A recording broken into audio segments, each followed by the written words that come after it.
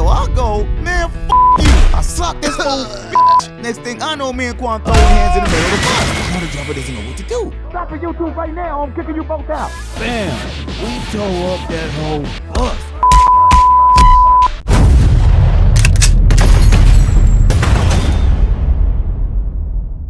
There's two types of kids that sit on a bus. The ones that sit in the front versus the ones that sit in the back. Now the front seaters are the good old boys. They follow the rules, they don't cause any problems, they just want to ride home and stay out of trouble. But please believe, they'll snitch on you. But then there's the demons, aka the backseat riders. The ones ready to crash out. You shut up. That's why your shoes raggedy. That's why your mama dead.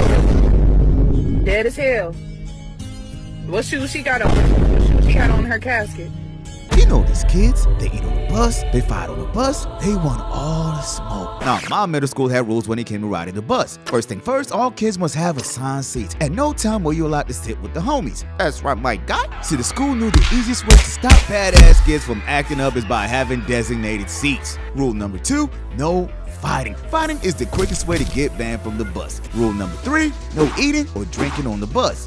Trust me, the bus driver ain't your mama, and they damn sure not picking up after your trash. And finally, rule number 4, no smoking. The most important rule above all. See, when it came to narcotics, my school had a zero tolerance policy. If you're caught smoking on school property, that's automatic suspension, my boy. Even worse, expulsion. But times have changed. See, back in my day, most kids smoked grass. You know what I'm talking about? The ganja, that broccoli, the herb. But see, here's the issue. Smoking brings a certain odor in the air, which makes it the quickest way to get caught. Now today, my guy, all thanks to vaping, fam. These kids are vaping on school property and getting away with it. See, according to stats, 2.8 million kids vape in school each year. Do y'all know how bad vaping is for you? See, you gotta understand, unlike the herb, most vapes have a flavored smell. More times than not, the school administrators don't even notice the scent. It's so bad that now schools are installing vaping detectors to catch these kids. And now Redwood City school leaders are turning to technology similar to this. A student walks in, vapes in the bathroom, sets it off, the student was vaping, and right away it pulls the camera that's outside the bathroom. That, my God, is where this story begins. So for this story, I'ma take you back to my school bus days. She was back in my middle school years. Now my bus ride home was a 45-minute ride since I live in a different part of the city. Now 45 minutes is a very long time for middle schoolers just to stay out of trouble. See, we talking teenagers here. And not just your regular teenagers, I'm talking niggas. See, my bus was full of niggas. See, there's a big difference between black folks and niggas. Black folks are cool. They don't want any trouble. They're too busy minding their damn business. But holy, they ready to crash out. Now remember, my parents are black folks, right? Meaning, my pops didn't play that. If you got in any trouble in school, that's your ass. So one day when our bus ride back home, now I was in my assigned seat at the back of the bus. So I'm chilling, then suddenly I smell smoke coming from the back of the bus. What the? Smells like someone's smoking. So I looked to the back, checked a little closer, but I didn't see the smoking. All I could see is a little smoke in the air. Now kids, stick to the rules. Never snitch. Trust me, you never want to be known as the rat of the school. So I got back to minding my business. A few moments later, the smoke started moving towards the front. So next thing I know, I hear the school bus driver go, "Is someone smoking in the bus?" So he looks towards the back. Now remember, I'm at the back of the bus, right? And if someone doesn't tell, we all getting in trouble. But then the bus driver goes, I need to know who's smoking right now. and no one says a word. So to be safe, the bus driver pulls over. Now listen to me, you little brats. One of you better tell me who's smoking. If y'all don't, I'm calling the cops. I don't know about you, but calling the cops was a no-no in my family. First of all, I'm black, so now I'm wildin'. Tell me you can't get in trouble again. So I'm looking at the back like, hold up, somebody better snitch. But as expected, no one says a thing. So then the bus driver goes, "If y'all don't tell me who's smoking, I'm turning this bus around and taking y'all back to school."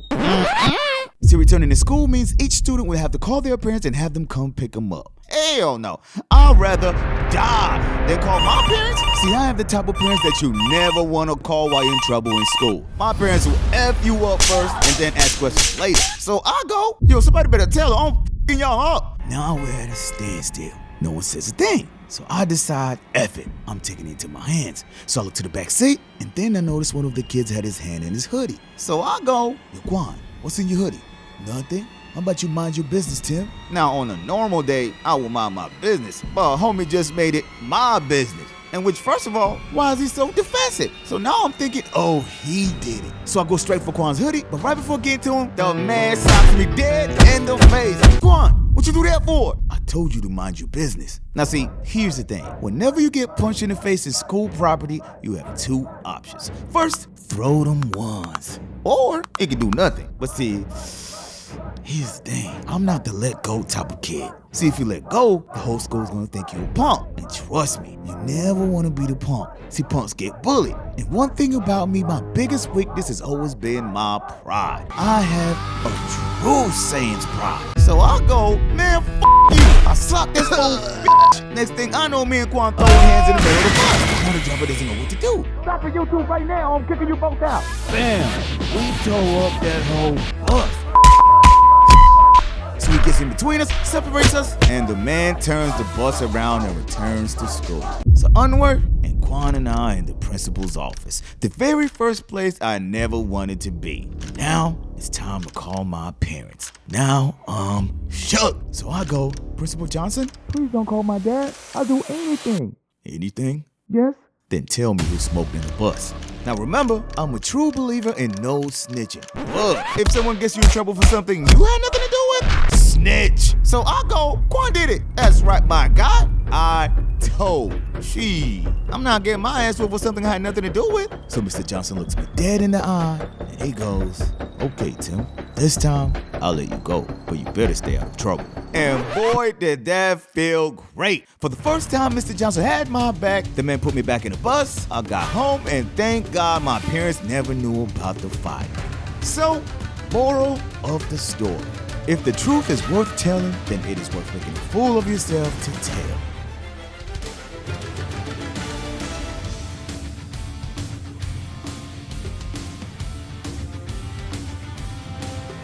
I was smoking behind the school. I went into school that day and my weed got laced. I remember I was walking and I couldn't see anything. It was pitch black. And I had my friend in my side and I was like, I can't see.